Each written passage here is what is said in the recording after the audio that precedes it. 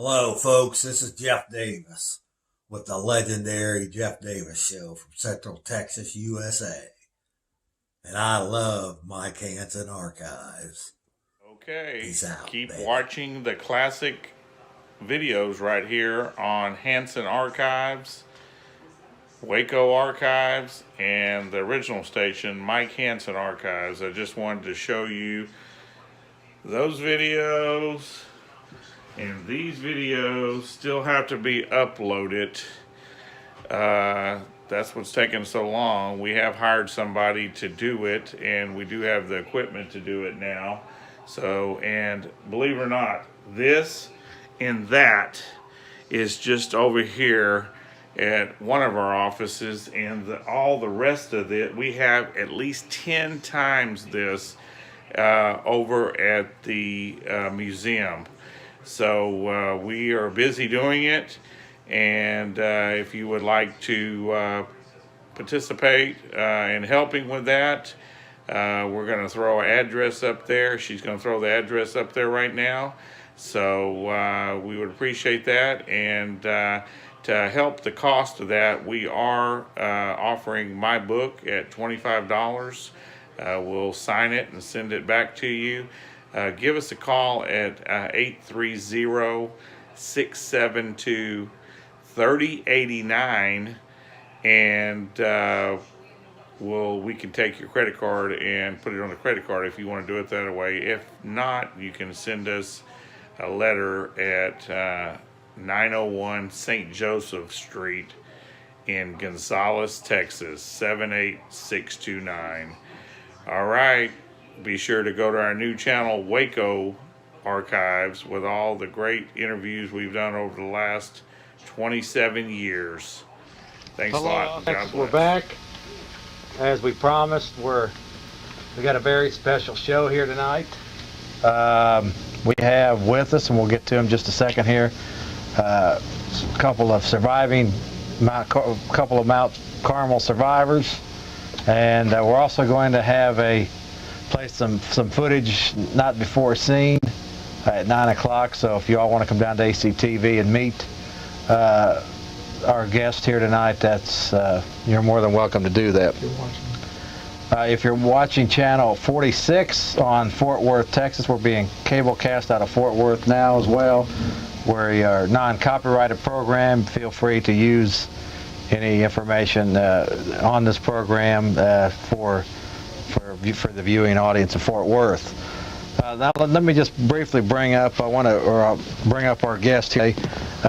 We have first over here to my far left, we have a young lady that was actually the one that brought out the tape that Mr. Koresh asked to be played on primetime radio, Miss Catherine Matteson. And to my immediate left here, Mr. Clive Doyle, who spent the whole 51 days in the Mount Carmel facility. And if you all don't mind, if you just go ahead and kind of, I guess, just give an opening statement or something before we get into some of the specifics. Catherine, or do you want to give an opening statement, or do you just want to? Well, I can say I'm glad to be here. I'll be willing to answer any questions anyone asks. We're very anxious for people to understand the truth and understand the kind of people that were in our home at New Mount Carmel Center. And so that's about it. How long were you consider yourself a Branch Davidian, Catherine? Well, I was at Mount Carmel when Ben Roden and Lois Roden was there. In fact, I worked for them, and so I've been many years at Mount Carmel. It was the reason I came to Texas from Arizona. Okay, Clive. I know you stayed the whole 51 days there. You unfortunately and sadly lost an 18-year-old daughter there in Mount Carmel on the day of the fire. If you could just give an opening statement. Well, I'm pleased to be here. We've been on the show before, and I'm glad that you invited me back. Wherever our concern is that the truth gets out to as many people as possible. We have a real concern for those that are still in prison, that are being held unjustly, having been found innocent by a jury. And if you have any questions on what took place 3.5 years ago, or what you may have some questions about what's been happening lately, we'd be glad to get into that. Well, we're going to get into that. So let's just start from the. Now, if there's anything you all want to include, that's fine. But let's just start just briefly with some of the beliefs of the the Branch Davidians. Time before before you became famous, so to speak. Unfortunately, famous, but. Well, we take the Bible as our creed. We believe that the Bible is basically literal, both the Old Testament and the New Testament, going to be literally fulfilled, especially the prophecies that talk about the last days. The only thing that we do not take literal would be where the Bible uses symbolic terms, beasts and things like that, which have an interpreted meaning. Some of our basic beliefs were that the law of God is still in effect. God's people should honor that law. Many churches, of course, believe that it was nailed to the cross. We hold that it continues on to this day. We also believe that... Well, let me just interrupt for a minute. I also believe that. Okay. So I assume then you all don't eat pork and shellfish? No. Right. Saturday Sabbaths and the whole thing? If God says it's unclean, we feel it's unclean. Right. He has a reason for I agree with you. And I've been following them laws for about 3 years myself. But go ahead, Clive. Another one of our basic beliefs is the fact that many of the prophecies of the Bible talk about God intervening in the affairs of men and bringing the world as we know it basically to an end, not doing away with it by devastation, but inserting his presence into this world and beginning to set up a kingdom. That tells us that in Daniel and in Revelation that God is going to come down basically and fight against the nations that have fought against his people, eventually going to take the territory that they have usurped over the years and give it back to those that he calls his.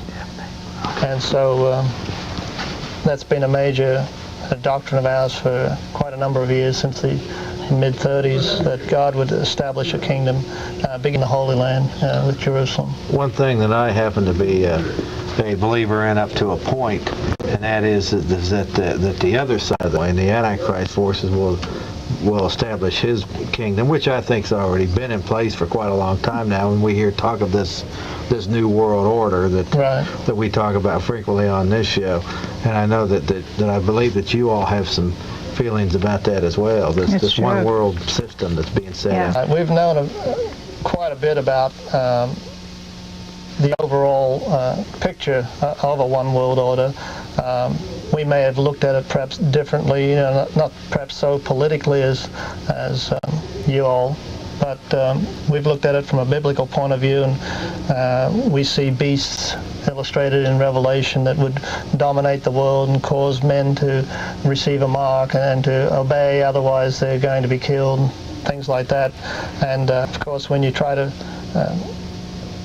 read and study these prophecies, you run into names and places and dates and so forth that back it up in history and in the affairs that are going on in the world today. I love Mike Hanson archives. You're ready to write. Japanese. Oh, we had people from Philippines, Australia. We had people from England. We had people from the what's the one near Australia? New Zealand. New Zealand. All over the country. I mean, Canada. We had them from everywhere. And like I say, there was Japanese, Chinese, and all different races. There was Indian as well as blacks, and just about Mexicans. They were not just members, lived together. No. We got along.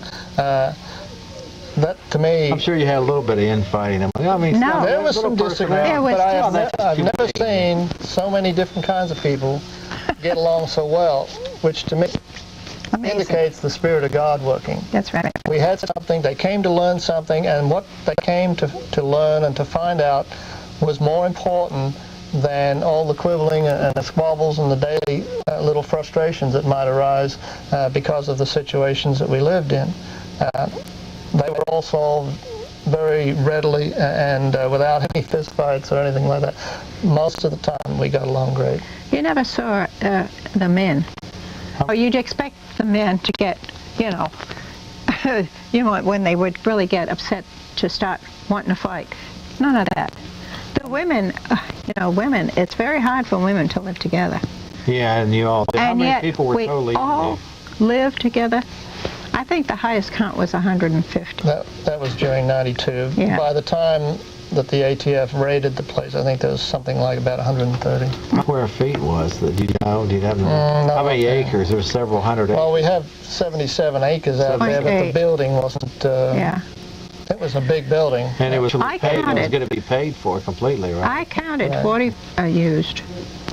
But those a of lot us- of those rooms had 2 and 3 and 4 Now, this independent. was built from church donations by people that worked outside. First we used donated to the the church. wood from the houses that were originally there. All And we right, bought sorry to lumber interrupt that we here. had to. Stay tuned right here on these channels for more classics from Mike Hanson Archives. But I just want to take a moment to ask for your help to fund these channels.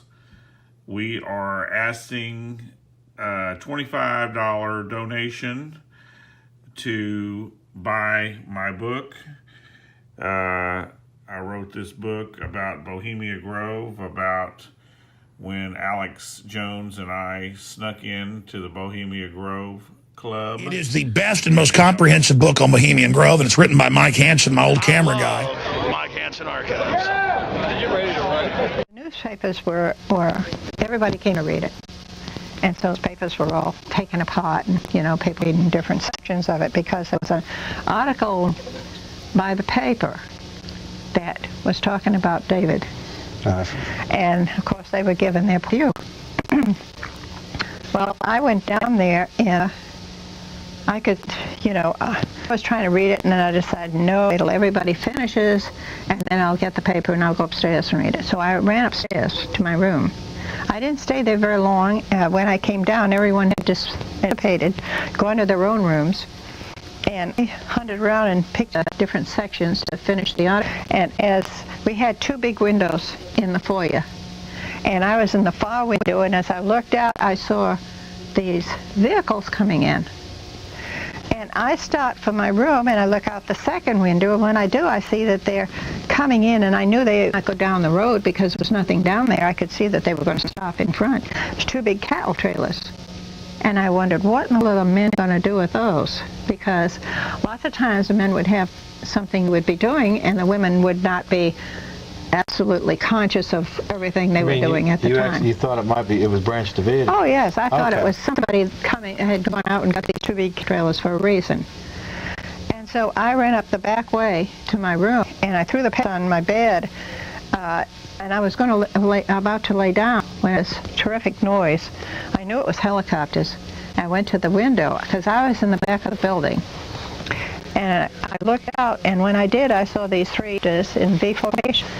And actually, they were heading toward the end of the building, the north side, and the big water tower that was still standing. And they were firing. And I know it was. I just stood there stunned because I couldn't believe this was happening. It's like looking at a movie and then realizing it's a reality. And they were firing at David's room. There was no other spot on the building that they could have hit at that particular time. And I stood there watching, and I could see the shooting, and I could hear it, and I knew what was going on. And then they started to turn. Well, they were between the 2nd and the 3rd floor, and I'm on the 2nd floor. And I realized if they start to turn, I very likely am going to get hit. So I got down on the floor as they're turning, and of course as they're turning, they're not firing until they get around a way, and then they start shooting.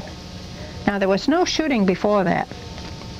And then apparently, I figure by the time they got to the front of the building, that's when all the shooting started in the front. But they had already hit our water tanks and killed... Peter Jant? No, Peter just... And Winston Blake. It was Winston Blake that was too, on right. his bed with a piece of toast in his hand. Right. And it had gone through the water tank and went into his room. Jane was up in her bed, she was at the second tier, and she was on the second floor down from my room. And she had just given her baby to her older daughter, and when she got shot in bed. And after that, it was shooting. And everybody hit the floor. All the women took the children and put them under them. And I kept thinking, they're going to come over that roof. You know, if I had come in and attacked a place, that's where I would have come. It was the most vulnerable spot, because that roof was only about 3 feet at the most to the bottom of the window. And the windows were open. And I thought they were along where our rooms were, and then went along the hallway. And I thought, surely somebody's going to try it. So I kept looking at that, and they kept yelling at me to get down, because one of the girls that was doing the script at me to get down, she said, you're going to get hit, because she could feel the bullets going through her hair, and she's laying on the floor. How I didn't get hit, I don't know. Anyway, that's what was going on at that particular time. Nobody moved. Even when I left, the women were still on the floor with the children, because we had no idea whether they were going to come back or not. And they kept it up for about 45 minutes. I love Mike Hanson Archives. And of course the government have put out this idea that we were expecting this attack or this siege or whatever, and that we were all busily arming ourselves and waiting in ambush for them when they drove in. Just recently, the insurance company out of Atlanta for the Cox newspaper syndicate paid off the ATF in the court case they had against the Waco newspaper and the local TV station, Channel 10. They were suing them, saying that they had tipped us off and that we knew they were coming and we were prepared for them. And so to take you back a little bit further, we actually knew that something was going on 2 months before February 28th, but we didn't know who was involved, and we didn't know what it was all about. All we knew was that there were some men that had moved into the house across the street that were acting very strange. They were shooting in the backyard of their house. Their windows were always dark at night, even though we knew they were there. There's a lot of strange things going on. They didn't bring any suitcases with clothes and things like that. And so we kind of felt that perhaps being... I think probably the biggest idea that came to most people's mind, well, maybe they belong to the immigration people, trying to see if there's any illegal immigrants, inside. And so this went on for almost like 6 or 7 weeks. And at some point in that observation that they were doing, they made contact by... A couple of them came over and visited one day, and eventually it led to this ATF agent, which we found out what he was later, by the name of Robert Rodriguez, who said he wanted to start having Bible studies with David Koresh. And so he started to come over and visit. He'd go over for a couple of hours and maybe have a private Bible study with David and so on. But on the day before the raid, he had spent the whole day with us. He had come over, and it was a day, and so we'd had regular meetings, and he'd spent the whole day, and at the end of the day, he indicated that he had to leave town, but when he got back after several days, he wanted to move in with us if he could, if he'd be allowed, so that he could have, more studies and kind of just enter into the whole thing that we were involved in, as, the daily living and the Bible studies. So David welcomed him. He says, fine. Unbeknownst to me, on the 28th, as Catherine mentioned, he shows up that morning with the second edition of this series that the newspaper was writing about us, or about David, called The Sinful Messiah. He had come out there with copies of this, and as I said, I didn't know that he'd even showed up that day because I wasn't expecting him to come back. And it was only probably because it was raining that day that most of the guys had not gone to work. We'd had breakfast and basically were hanging around our rooms when at some point, and I'm not real sure of the time, it couldn't have been too much later than when Robert left, I guess. I heard some noise out in the cafeteria area. A lot of people. There's kind of a hubbub going on, and so I went out there to see what was going on, and it was at that point that people were saying, well, we've just heard that something's going to happen, somebody's coming. And so about the time I walked in and became aware of this going on, David Koresh walked in from the other side into the kitchen area and basically confirmed that he just heard somebody was coming out. He says, and I want everybody to stay cool. He says, just go back to your rooms, and I'm going to go down the door and talk to them. And so I went back to my room. He went out the other way, down the hall toward the front door. And the next thing I heard was David's voice at the front door saying, hey, wait a minute, there's women and children in here. Let's talk about this. And all hell broke loose. There's just shots, just seemed like hundreds of shots coming in from the outside, in through the front door. And my immediate reaction was, my God, there's a massacre. Whoever went to the front door is bound to have been hit with all this fuselage of bullets that had come. So I went running down the hall, and the first person I came to was Perry Jones, who had himself up the hall, several feet anyway, from the front door area, and he was screaming that he'd been shot, and he was clutching his stomach, and so I bent over him and was trying to console him, and and I says, well, what happened? He says, well, they started shooting at the front door. He says that David got shot on it. I said, well, hang in there for a minute. And I ran down to the front door expecting to see bodies all over the place. And to my surprise, there wasn't anyone there. I mean, the whole foyer area inside the front door was empty. But the whole, the front wall was just riddled. The doors especially were just riddled with bullets, and some of the windows had been shot out. So I ran back to Perry and helped him back to his room. Put him on a bunk bed. Went and tried to get him some pain pills because he was just screaming with the agony of the wounds he had. And somebody came to me about the time I put him down on the bed, and I says, well, Winston's dead, Winston Blake. I said, well, where's he at? He's up in his room. So I went up toward his room, and I could hear all this water running, and I thought, that's strange. What's causing that, And as I rounded the door into his room, Winston was laying on the floor in a pool of blood and water. And all this water was pouring through these holes at an angle into the room. The bullet holes that were high on the outside, and as they came in, I thought, my God, they're shooting from helicopters or planes or something, And so just thing was turmoil. I mean, there was chaos. There was people screaming, and I end up running back down the hall, and he was in the process of dialing 911 by the time I got down the other end hall from where I was staying, and he was calling the sheriff's department, and it took him 45 minutes to get a ceasefire. Well, excuse me, 45 minutes to get it in contact with the ATF. He didn't even have contact with them. It took about 2.5 hours to get the thing stopped, and by that they found out that we had 5 on the inside dead, another 4 or 5 wounded, and because we were beginning to hear on the radio by that time that we knew that they were wounded on the other side too, the ATF. But throughout that shootout, I mean, there's a lot of firing at the beginning.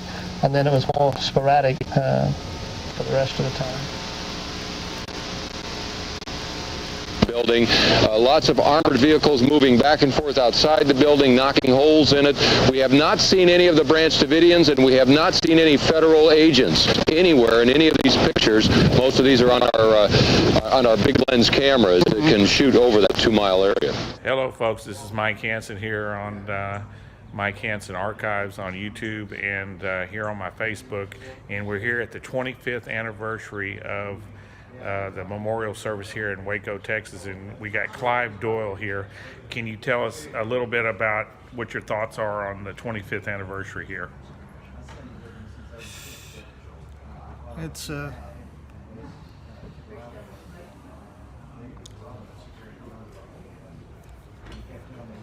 It's all right. Everybody knows you.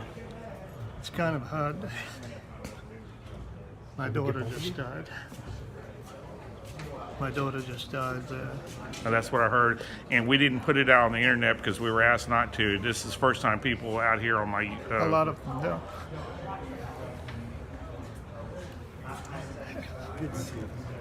A lot of them don't know yet. that was your first daughter died at Mount Carmel, and this was your another daughter. This is my oldest daughter. It's my youngest that died in the fire. And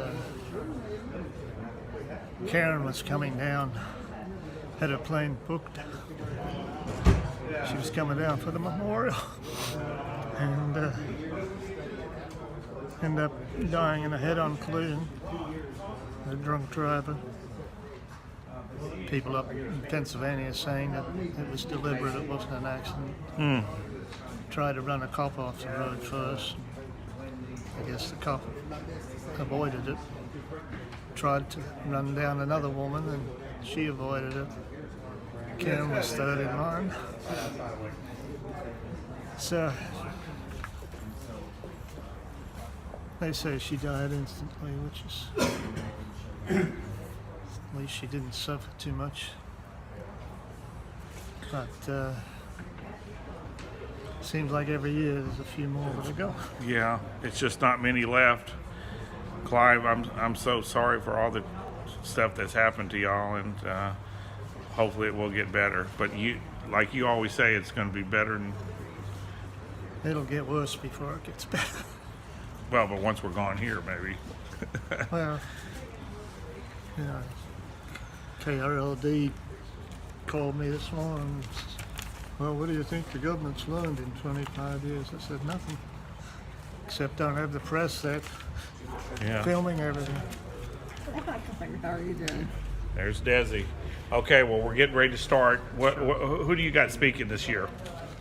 Phil Arnold, James Tabor, I believe, Catherine Lessinger, Mary Lindborn wants to say a little bit. Oh, good. Oh, I can't wait to see her. So there's a lot of people. All right, well, we're getting started here, folks. I hope y'all can make it here for the 25th anniversary here. And what's the address here? If they can still make it? 701. 701 Jefferson, Waco, Texas. Hope to see you here, folks. Of listening to the outside world tell me what it was like when I was there. I agree, yeah. I can completely see where that would come in. How do you feel about the hearings? I had some hopes going into the congressional hearing since I appeared up there that some good or at least the truth would come out. Those hopes were dashed basically because we saw the politics involved in both the congressional hearings and the Senate hearings. One side playing devil's advocate and so forth. But even when facts came out and individuals were exposed, you might say, as either perjuring themselves or admitting to certain things, nothing was ever done about it, and it certainly didn't help our friends who are still in prison. And so Okay, I'm a little hi, upset Sheila. over the- 25th anniversary of what happened. How are you? Yes, fine. Right thank here. you. Tell them to come on down. They still got Yes, time. It's yes, live. It's still time. Yeah. Okay. Good And morning. what do you think How are about you? the 25th anniversary, real quick, before we go Sorry in? that it's still 25 years. I'm sorry that it's still taking so long. We want to get home. We want God to come and change all this. Amen. We don't have to think about Absolutely. people being dead. Yes. You know. And look at all this food you brought. Yes. Well, You thank got you. everything? Yes, Well, we I still think got so. time to get here. Okay. April 19th, No, it's just plain bread. 2018. Okay. What time is food? 12:30, 1:15, whatever, 1 o'clock. Okay. All right, Okay. come on, park your car and come on in. All right, then. All right, Thank you. All The right, government folks. that was doing it for the children went in there and destroyed your home, and then Yeah, they were then saving they buried them. up the evidence. They saved them with the CS gas. You know, Yeah, saved they them. wanted to make sure that took care of them, and they took care of them all right. And they Right. took care of everybody else there. Let's go ahead and try another call here, and then we'll. There's one thing, though, I'd like to inject. That many of the people that were there fighting us were very ignorant of what they were doing. It's the people that were running the place. You mean the VATF, the actual soldiers? A lot of them were new. Yeah. And they didn't know what was going on. They'd been trained to do a certain thing, and so they did it because they thought they had to do it. And they were on the payroll. Well, yes, but Yeah. you see, it's just like somebody is told something, and they don't know what the law is. They can be told it, and then they feel they have to do it. And the thing is, they don't have to do it. I agree. But you see, these people, We're gonna these get into young those- we're people gonna get that into some were of that a put little bit in, later. you know, they didn't know what they were doing.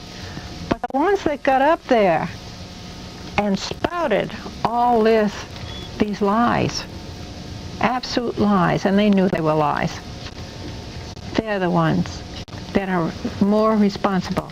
They're the ones that God looks down at and is disgusted with, and going to give them a second double portion. Let me go ahead and read it, Kathy. Let's see. Do we want to do it like this, or? Well, and then we'll go to call. Okay, let's go ahead. Okay, tell us about the concrete room that the children were in for safekeeping, The women and were tank went smashing into the walls, collapsing on children. Was that how the children were killed? In this market, yeah, follow-up. Follow-up is, are you inserting gas into the bunker, into the school bus, into the underground areas where you expect them? Question is, have we put in gas in the bunkers and in the school bus? Yes, we did. What we tried to do was deprive them of the use of that as a means of escape away from the building. Yes, sir. What's the status of Vernon Howell's Camaro? His Camaro, with all 427 cubic inches, is still in good shape. He was very concerned about that yesterday. In fact, that was probably the most violent that he's acted in the 52 days, how many is it, 51, 52? 51 days that we've been here. But we treated it with care. Question is there a point where the gas fills up and does become lethal? Not in the dosage levels that we're using. You just said all the adults have gas masks. The question is, what is the status of the children? We do not know if they have gas masks as well.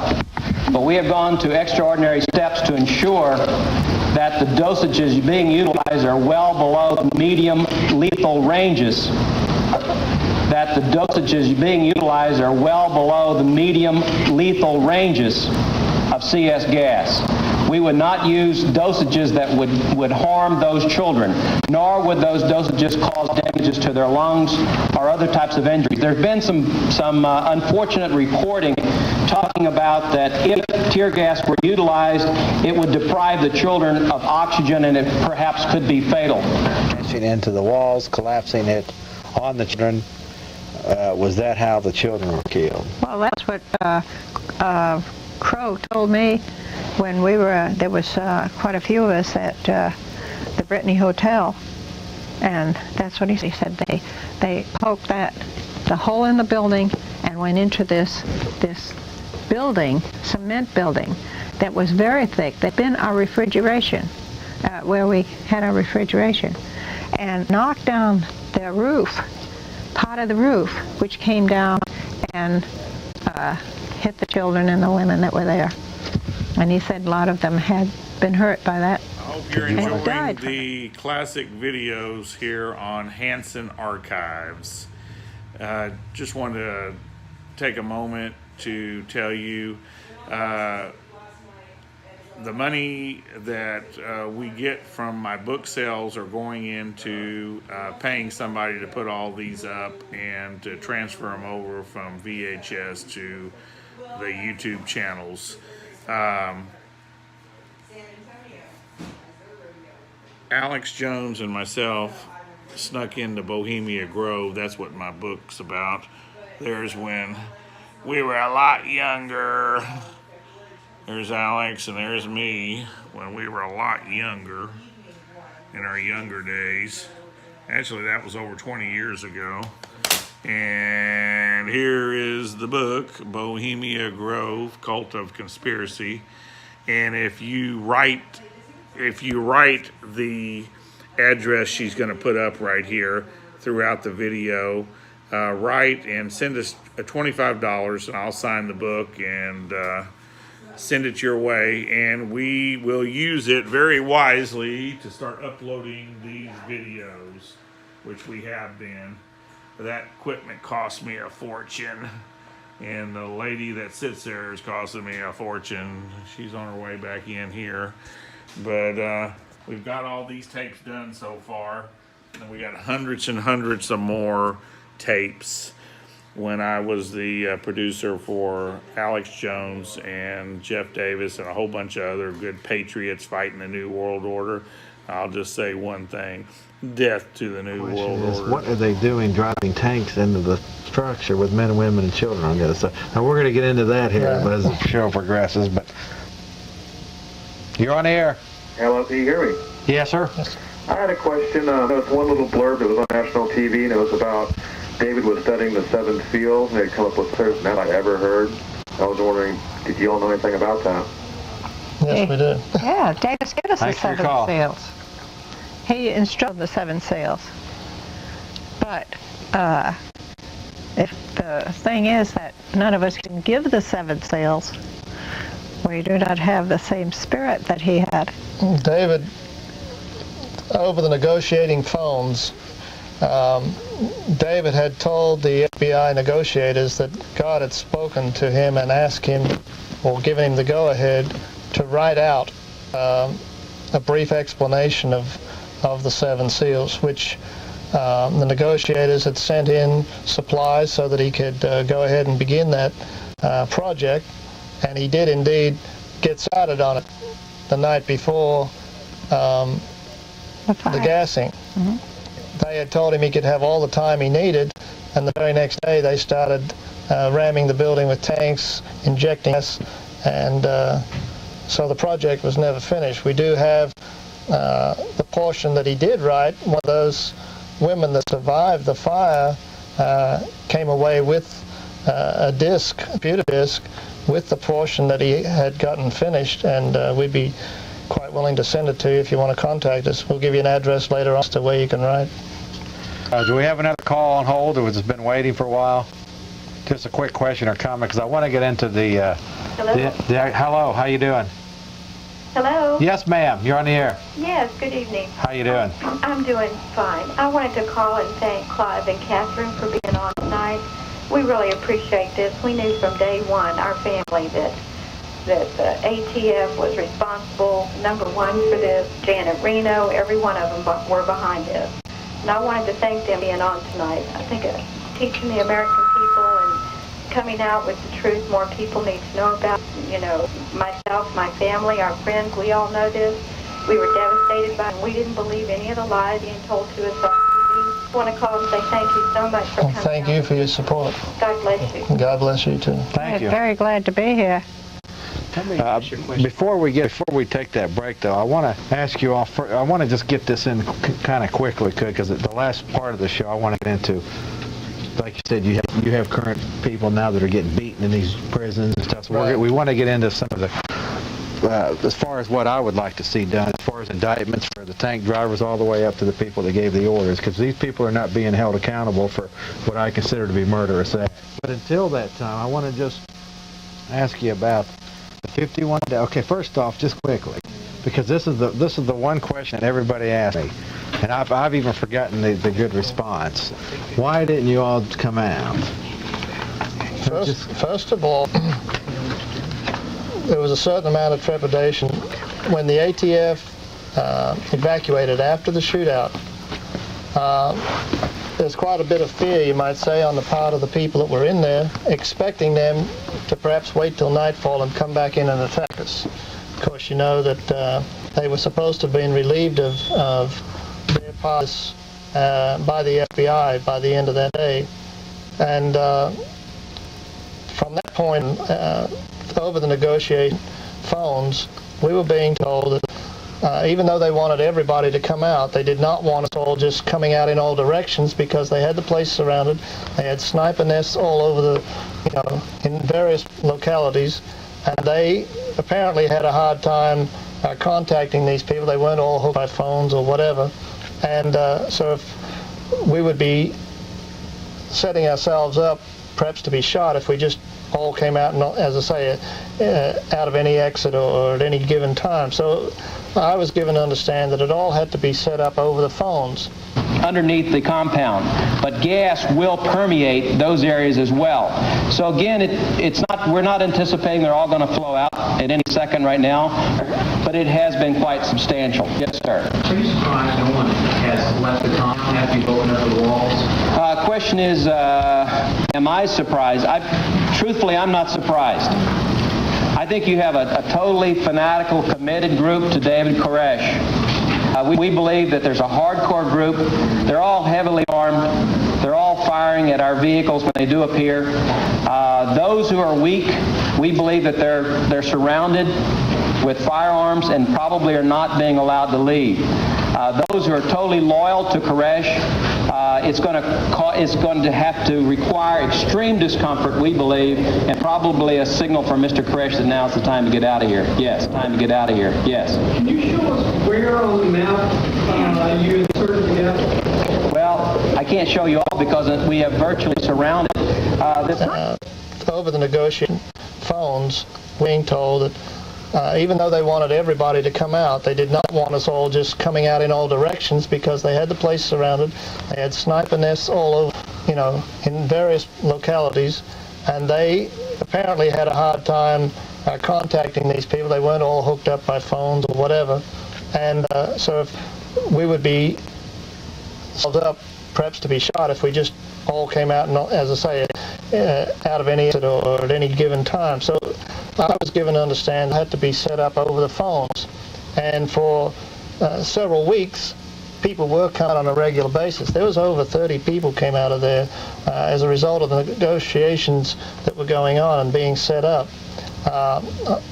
Me personally, I felt that the women and children would be first, maybe the elderly.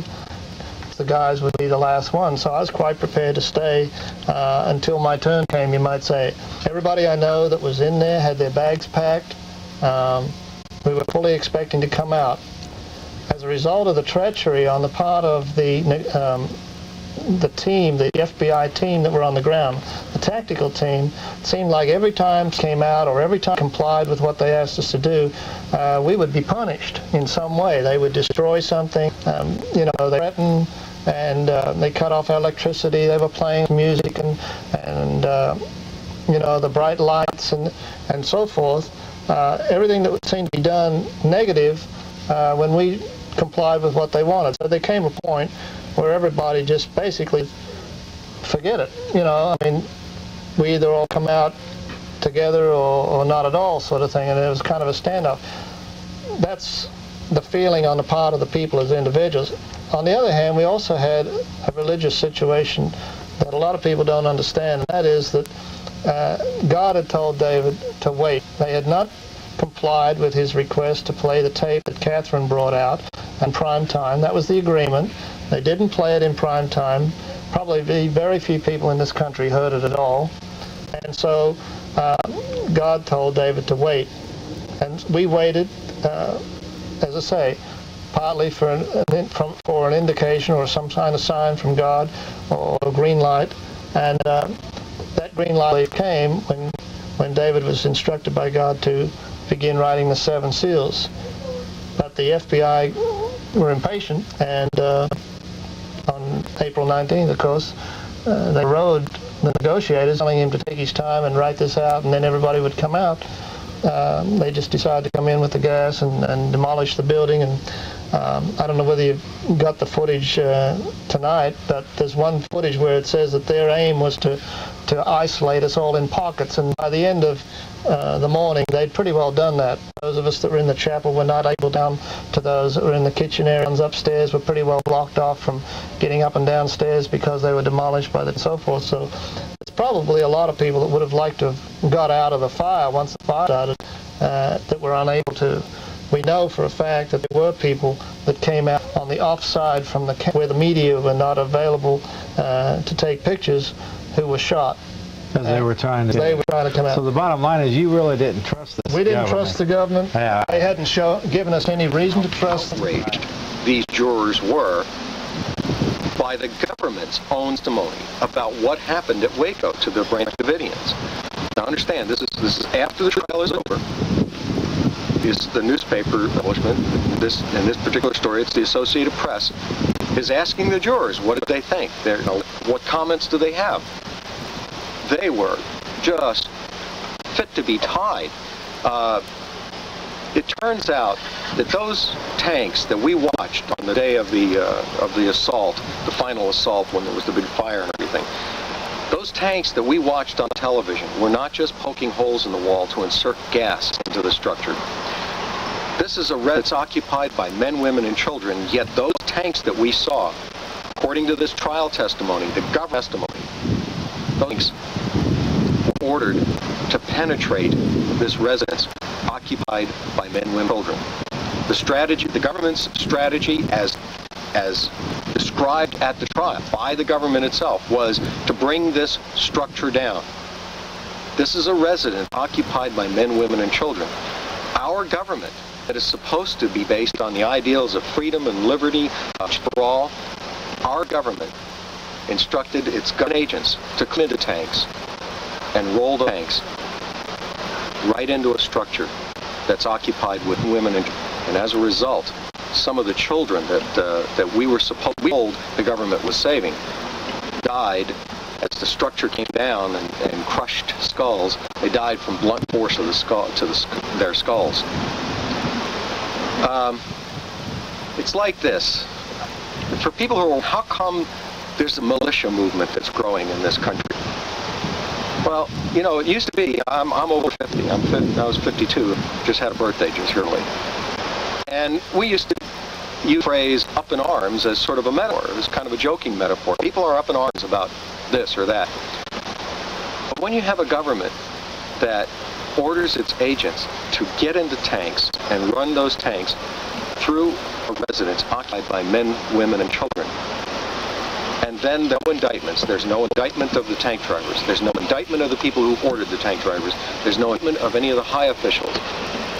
At that point, the truce has broken down, and the phrase "up in arms," the people are up in arms, is the only thing that's left for them as a reality, instead of it being a metaphor. So yeah, you have a growing militia movement because the government that isn't technically violating the Constitution or technically creating injustices. We have a government now that does it in a big way, does it on television, doesn't even get to sweep it under the rug. At trial, that what it did was order its agents to get into tanks and run the tanks through a residence occupied by men, women, and children, and there are no indictments of any of these people. At the very least, be indicted for manslaughter, if not murder. We haven't had that, and that's why you have a militia movement that's growing in this country. They see government that may, depending on which aspect of the militia you ask, there's going to be different things at them, and maybe you won't agree with them on this issue or that issue. But the one point that we can all agree on is you cannot have a government that just arbitrarily kills people, runs tanks through houses, not even have the agents who drove the tanks fighting. You cannot have that. At that point, there is no more choice. You have to up in arms. You have to be ready to deal with that government in the same way that it's dealing with citizens. Now, I'm not advocating that we raise an army and go storm Washington, D.C. No, this is not a question of going in and invading. This is a question of people feeling the need to be ready to protect themselves with deadly force if they have to against a government that has gone outlaw. To the Branch Davidians, say you've been treated in a way that no human being should be treated, let alone people on American soil. This is an outrage. This cannot be allowed to stand.